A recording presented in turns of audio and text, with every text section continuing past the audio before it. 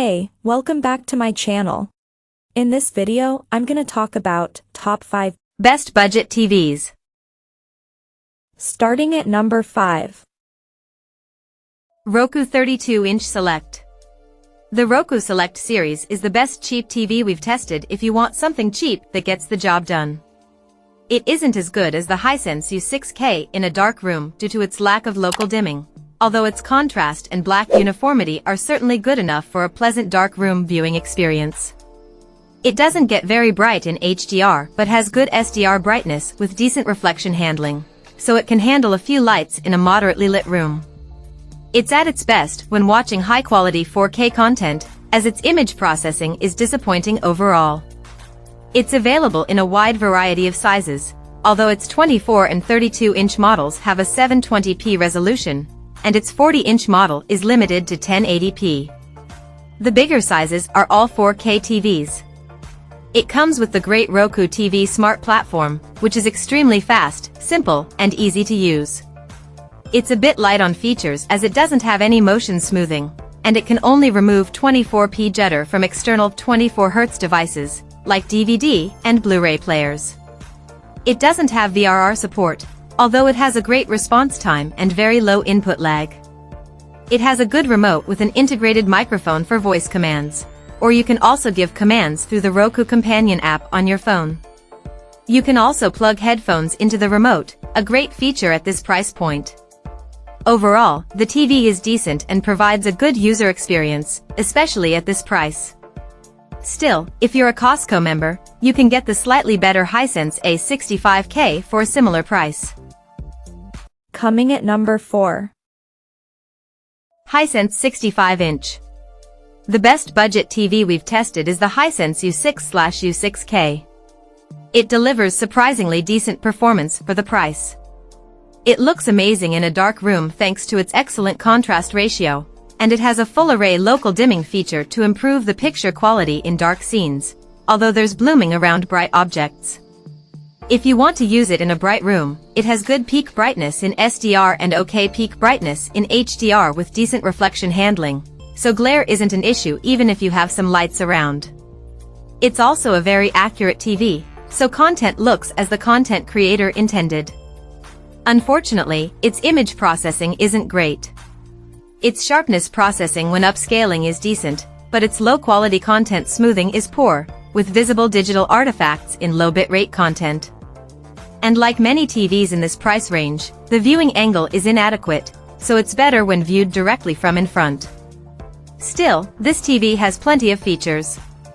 It supports Dolby Vision HDR and HDR10+, so content looks its best regardless of source. It can pass through advanced Dolby audio formats through eARC and basic DTS 5.1 through ARC, although unfortunately, it can't pass through advanced DTS audio formats. It has superb low input lag and variable refresh rate, VRR, support for a responsive, nearly tear-free gaming experience. However, it's limited to a 60 Hz refresh rate, meaning you can't take full advantage of current-gen gaming consoles. Finally, it runs the Google TV Smart Interface, which has a great selection of streaming channels, including many free streaming services. At number 3. LG B3 OLED. It's the most expensive TV you're going to find on this list, but the LG B3 OLED is truly a force to be reckoned with in the budget TV space. Instead of spending upwards of $2,000 on an OLED, the B3 OLED offers all the benefits of the panel technology, and more, for right around $1,000.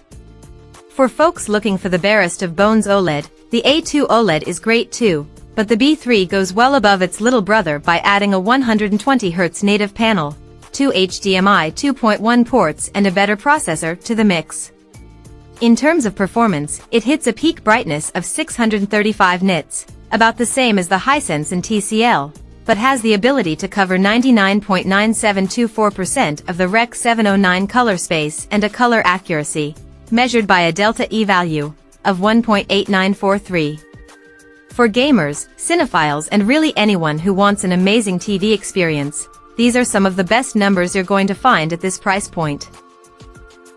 Number 2 of my list. Roku Plus series. The Roku Plus Series 4K QLED TV marks the streaming giant's first foray into sets after long focusing on software and set-top and plug-in devices, and the move is a successful one. In addition to delivering a ton of screen for its starting price of $499, these TVs also give you surprisingly good picture quality and sound, two things that are usually the first to go with budget sets. So what makes this such a great budget TV? First off, despite its lower price and plastic build quality, it's actually a nice-looking screen.